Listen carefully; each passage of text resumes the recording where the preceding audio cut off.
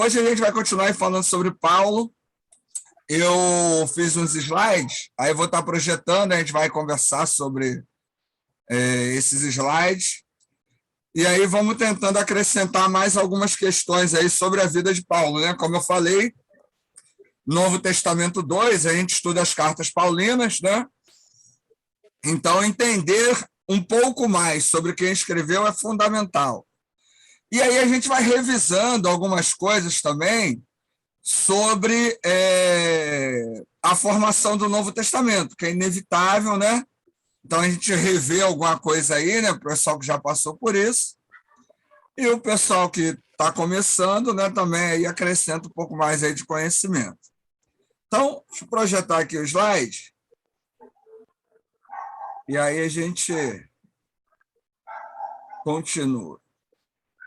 Está dando para ver aí a vida de Paulo, Paulo e suas viagens e ensinos? Sim. Está dando sim. Então, beleza. Então, ó, primeiramente, né? A gente tem aí um questionamento sobre por que estudar a vida de Paulo, né? Foi uma das pessoas que mais influenciou o cristianismo. Isso a gente chegou a comentar, né, na aula na semana passada, sobre a importância. Eu botei aqui na tela grande, deixa eu ver se ele vai pegar, que tem um pessoal aí que vê no celular, né, e de repente ajuda aí a melhorar. Eu estou no celular, mas está tranquilo para mim. Ah, é? Melhorou? Ah, melhorou. Então. Então, Paulo, ele com certeza, é a figura do cristianismo. Tá o João aí, ó, no metrô aí de novo, né? Cuidado aí. Então, Paulo, assim, eu aqui. Isso aí. Essa é a vantagem do ensino online, né? Dá para fazer aí em qualquer lugar, né? Então, assim, conhecer Paulo é fundamental, até para a gente não falar besteira, né? Já usamos vários exemplos, mas o cristianismo é o que é hoje, em termos de doutrina e religião, graças a Paulo. Então, é importante estudar um pouco sobre ele. Segundo, a gente consegue, através do estudo sobre a vida de Paulo, compreender a sua forma de pensar, né? Compreender a forma de pensar e, a partir disso, né, entendendo como ele pensa, vou entender o objetivo dos seus textos. Por exemplo, na carta a Filemon, né, que é um texto muito curto, um texto pessoal, que não há doutrina nenhuma, né? Ele ali fala sobre... É uma carta a um amigo, né, sobre o escravo lá que fugiu. Paulo não fala contra a escravidão. Paulo não diz que a escravidão é um absurdo, que vai contra os valores cristãos. Por quê? Apesar de Paulo ser uma mente fora do comum, né, estar além do seu tempo, ele estar além também da mentalidade dos cristãos ali iniciais, né? Mas ele é um homem do tempo dele, né? Ele está ali no 1º século depois de Cristo, onde a escravidão é um sistema político-social aceito, desde o Antigo Testamento. Aliás, você não vê um texto na Bíblia combatendo a escravidão. O que a Bíblia fala sobre a escravidão é falar que você tem que ser justo, tem que tratar bem, né, e tal, não sei o quê, e aí por diante. Por quê? Porque era um sistema político, social, aceito. Depois, de uma forma ou de outra, isso é colocado de lado, certo? Mas é igual hoje. Você pensa nas maiorias das igrejas. Qual igreja hoje fala contra dízimo? Qual igreja hoje fala contra o capitalismo? Qual igreja hoje fala sobre a opressão do ter, né? Sobre valorizar mais o ser do que o ter? Pouquíssimas. Por quê? Porque para a maioria dos cristãos, o sistema político, social, né, e ideológico até que nos forma hoje é aceito por Deus. Inclusive, um crente abençoado é um crente que tem muito dinheiro. Não importa, às vezes, como ele conseguiu aquilo. Não estou dizendo que todo rico é ladrão, mas não se questiona. Se o cara fez sucesso, Deus abençoou. Estou falando isso só para a gente pensar que todo texto bíblico, todo personagem bíblico, ele é fruto de sua época. E a Bíblia não é diferente disso. Por isso é importante entender quem foi Paulo. Paulo era judeu, Paulo tinha estudo, Paulo tinha cultura, né, grega, romana, mas Paulo era um homem do primeiro século. Então, a gente não pode pensar nada muito além disso, certo? Então, entender, né, quem é o autor ou os autores, não só, né, das cartas paulinas, mas de cada um dos textos bíblicos, é sempre muito importante para que a gente possa trabalhar os textos de maneira adequada e entender os seus conteúdos. Tem alguém aí que está com o microfone aberto aí, ó, se puder fechar, querendo falar, só se manifestar aí, mas se não for falar, é legal fechar para não dar interferência. Um outro ponto, Paulo, ele é um exemplo de dedicação ao evangelho e da mudança que Jesus faz em nossas vidas, né? Você conhece, né, a história de Paulo, a partir do texto de Atos 8, a gente tem um pouco ali daquele episódio que aconteceu na estrada em Damasco, né? O Odimar, como é a pessoa que é um pouco herege, ele acha que foi um ataque epilético, né? Ele desacredita totalmente no fenômeno, na espiritualidade ali daquele momento crucial para a vida de Paulo, né? Tem alguns teólogos, né? Teólogos liberais que acham não, né? Que defendem que aquele episódio da estrada de Damasco, Paulo ali teve um ataque ali, né? Foi um evento psiquiátrico, né?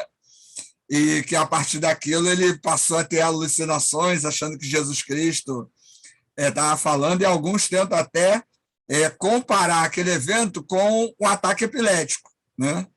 Contudo, você deve pensar o seguinte: aquele momento na vida de Paulo é um momento de total mudança. Leonardo Boff tem um livro que o nome é Crise, né? E ele vai usar uma definição para esse termo crise, que é usado na língua grega, que crise é um momento de oportunidade, não é um momento de problema. Mas crise é a oportunidade que você tem de reagir, né, àquela circunstância. E no pensamento de Leonardo Boff, a gente poderia dizer que Paulo, ali em Atos 8 e 9, ele passa por um momento de crise. Porque a partir de Atos 8 e 9, Paulo muda completamente.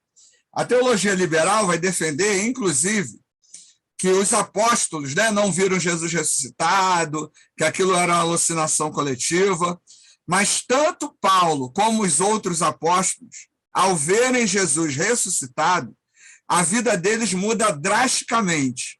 E, gente, pensa o seguinte: a vida dos apóstolos e de Paulo, né, vou só usar eles, mudou drasticamente para pior, humanamente falando.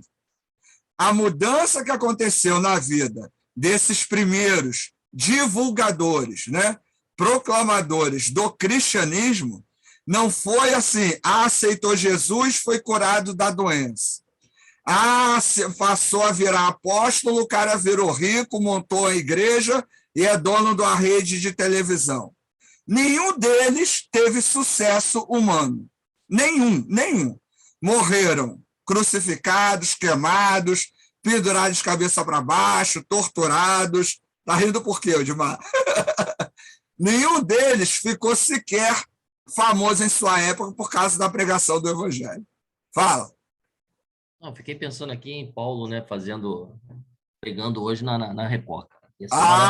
Não, ele não pregaria, não seria convidado.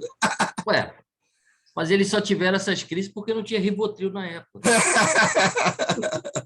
Paulo nunca estaria num programa de televisão que a gente tem hoje, nem numa rádio evangélica, dificilmente, né? Ele ia estar aí pelos guetos, pelas comunidades, entendeu? Ia estar aí em mesquita, entendeu? Ia estar nos lugares aí pobres, aí, na Chatuba. Então, gente, quando a gente percebe a vida de Paulo, né, que é o nosso foco aqui, e percebe que há um decréscimo, humanamente falando, certo? Porque, humanamente falando, a gente pensa em sucesso, ter dinheiro no bolso, saúde para dar e vender, ser famoso, essas coisas todas. Paulo não tem isso. Paulo, ele tinha isso antes de Cristo, né? Autoridade, fama, poder, dinheiro, influência. Depois de Cristo, ele perde isso. E aí, como a gente já comentou e você sabe, ele considera, inclusive, o que tinha antes de Cristo como esterco, certo? Então, é bem interessante a gente pensar nisso. Então, ao ler a carta de Paulo, você tem que pensar em mudança de vida.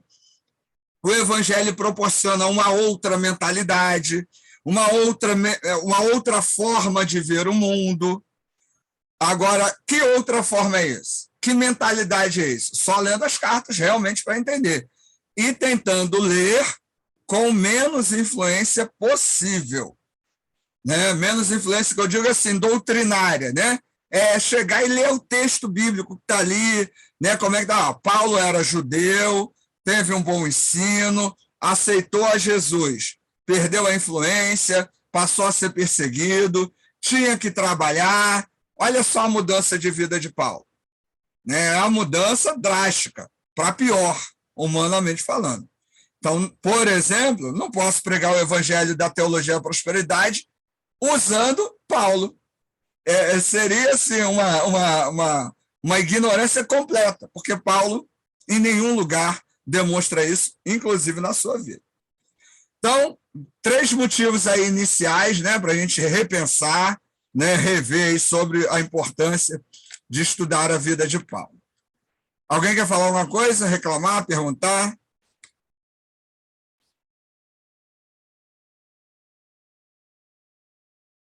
Ô, Ricardo, essa mentalidade que se prega nessa igreja, que Paulo só teve encontro com Jesus a partir do capítulo 9 de Atos, não é real, né? Porque o camarada foi criado aos pés de Gamaliel, estava lá no templo, era judeu, frequentava as mesmas festas que Jesus. Obviamente, ele viu Jesus antes, né? Sim, mas digamos assim...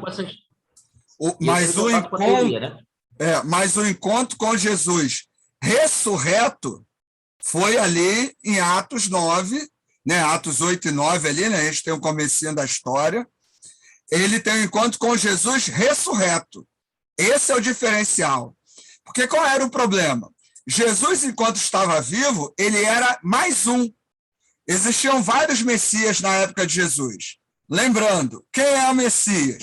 Na mentalidade do judeu, é aquele que viria a realizar a missão de Davi. Né? Até o pessoal que fez Novo Testamento 1 aí, não sei se vai lembrar, mas lá no início de Mateus fala assim, livre da genealogia de Jesus, filho de Davi, filho de Abraão.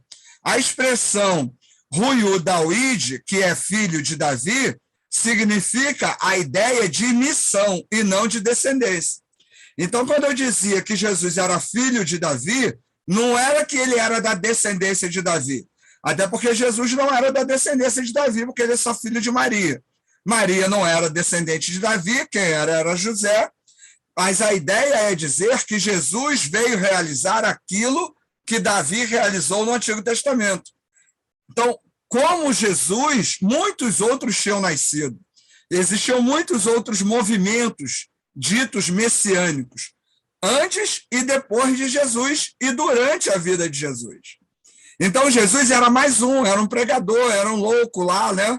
Tanto para os judeus como para os romanos. Jesus era apenas mais um. Só que o diferencial, Odmar, é que Paulo tem um encontro com Jesus depois de morto. Isso que é o grande tchan, entendeu? E essa experiência é que transforma a vida de Paulo. É o encontro com Jesus depois de morto, né? Com Jesus ressurreto. Que se vocês prestarem atenção, ou se nunca prestaram, ou lembrarem, é a mesma coisa que acontece com os apóstolos. Os apóstolos ouviam Jesus lá pregando. Eles estavam lá, né? Todo mundo junto, pregando. Estão me ouvindo aí? Deu uma travada. Tá? Estão ouvindo? Sim. Sim, estamos ouvindo. Então, os apóstolos viram Jesus fazendo milagres, né? Alguns aí a gente coloca em xeque, mas, né? Ele fez milagre. viram Jesus ensinando, falando, viram Jesus face a face, mas quando ele morre, o que acontece? Todo mundo, mete o pé. Por quê? Porque para eles, Jesus era o Messias prometido no Antigo Testamento, o Messias político, o Messias que ia restaurar politicamente Israel. Quando é que os apóstolos enfrentam a morte? Quando é que os apóstolos começam a pregar com poder e autoridade? Depois que Jesus aparece para eles ressurreto. Em Atos 1, a partir do verso 8, né? A partir do verso 5 lá, Jesus aparece para eles, eles estão escondidos, alguns meteram o pé, foram embora, Jesus aparece para os que estão escondidos, e só depois da ressurreição de Jesus é que começa o querigma apostólico, né? A proclamação dos apóstolos dizendo que Jesus é o Messias. Então, a experiência de Paulo é muito parecida com a experiência dos apóstolos. É só depois do encontro com Jesus ressuscitado é que eles tomam vergonha na cara e aí começam a fazer o que tem que fazer. Beleza, Edmar? Então, sigamos. Deixa eu fechar um pouquinho aqui mais, só para... Se alguém quiser falar aí, só mandar um sinal de fumaça. Só para poder todo mundo ver a tela aqui. Então, vamos lá. O que aconteceu na estrada para Damasco? Vamos relembrar, né? A história é conhecida, mas vale a pena aí dar uma olhada. Quando Paulo teve o seu encontro com Cristo, ele estava com 28 anos de idade. Lembre-se que a idade, né, naquela época, né, de vida era pouca, né? Não é igual hoje. Hoje a gente tem gente aí com 90 anos, isso aí é um ganho. Na década de 30, eu seria considerado idoso, eu estou com 47 anos. Na década de 20, de 30, eu era idoso, com 47 anos. Hoje eu sou um jovem, quase um adolescente. Então, Paulo já é um cara que passou da maturidade, né, pela época dele, apesar dos 28 anos. Apesar de ser jovem, tinha autoridade e prestígio, pois, em nome de Sinédrio, liderava a perseguição contra os cristãos. Paulo, jovem ainda, tinha essa autoridade e, mediante isso, ele pede autorização para ir a Damasco, da Síria, a mais de 200 quilômetros de distância. Há uns 7 dias de viagem.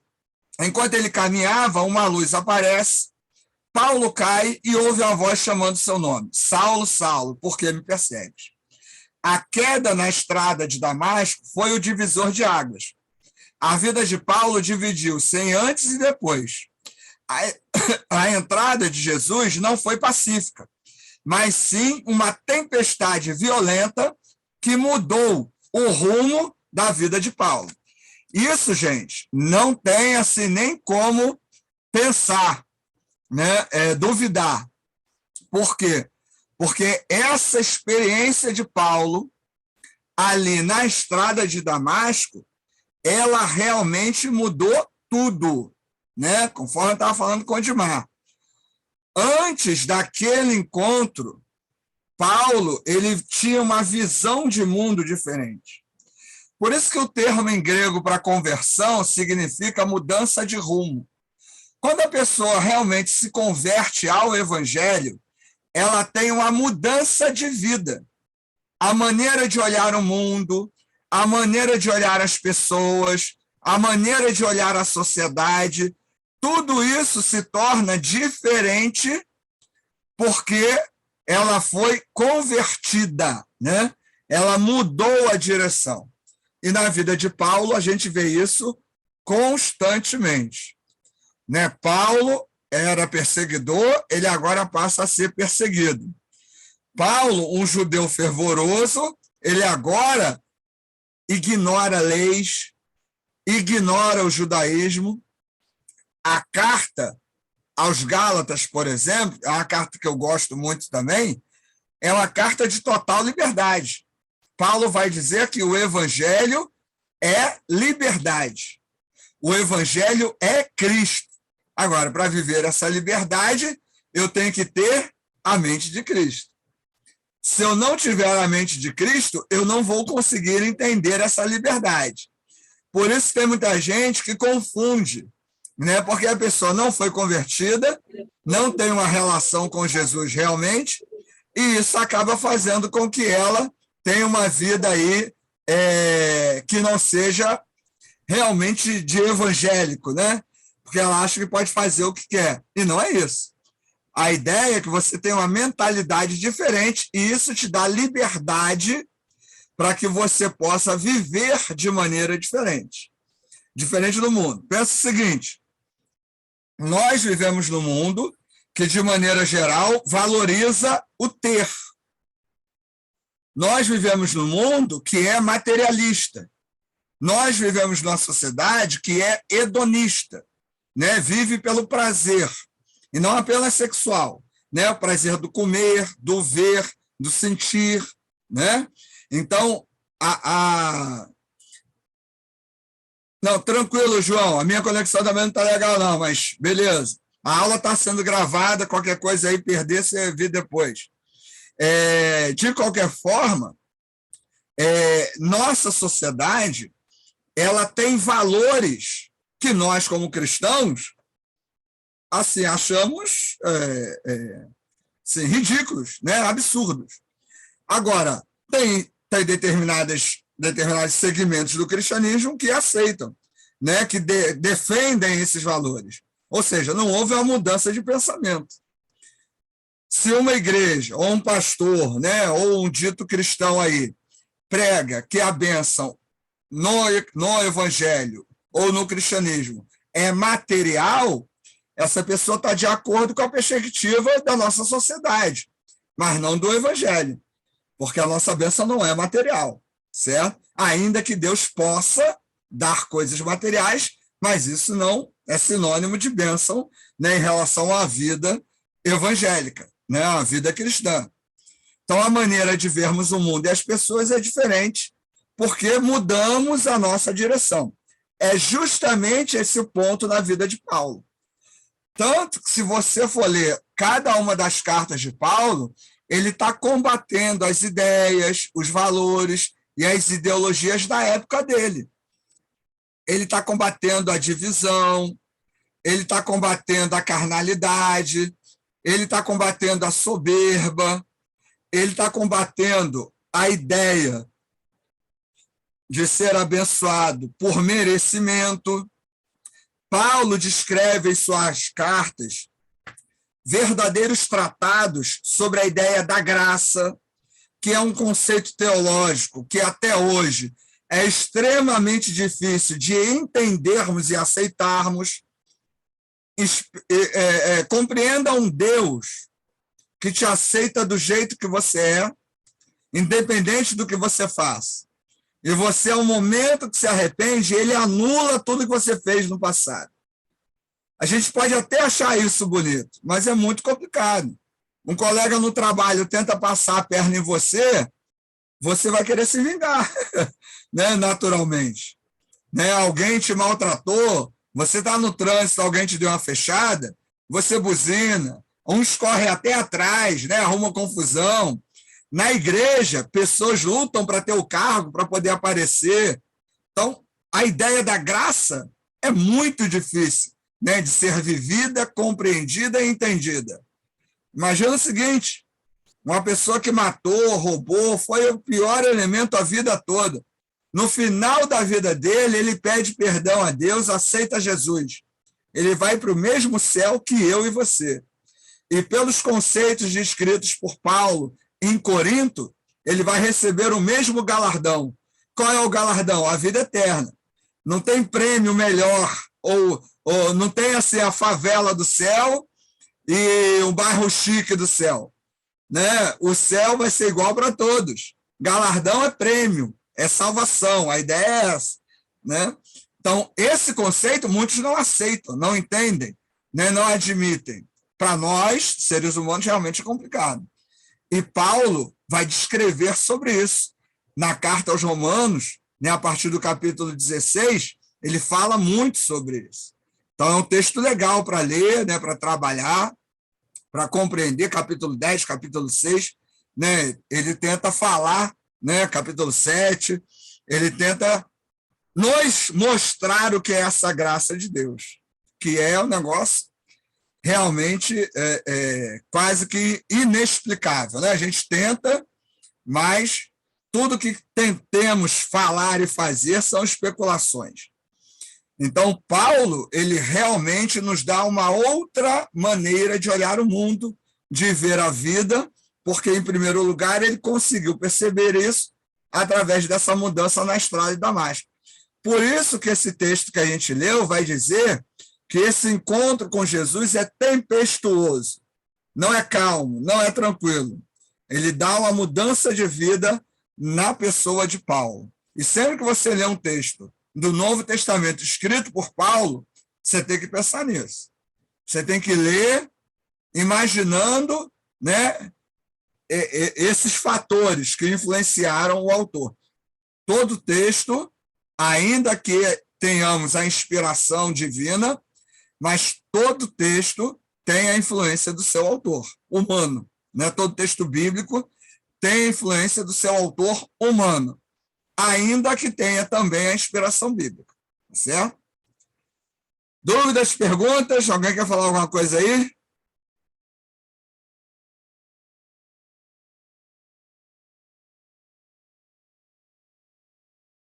Não, tranquilo? Então, vamos lá.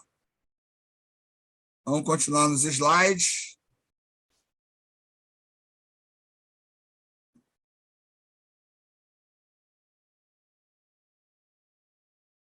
Estão vendo aí? Digam sim. Sim, professor. Beleza. Então, vamos lá. Vamos pensar um pouco agora sobre as missões de Paulo, né? Paulo, ele desenvolveu seu ministério, né, indo em cidades, ensinando, pregando e também plantando igrejas, né? Paulo é um grande plantador de igrejas, né?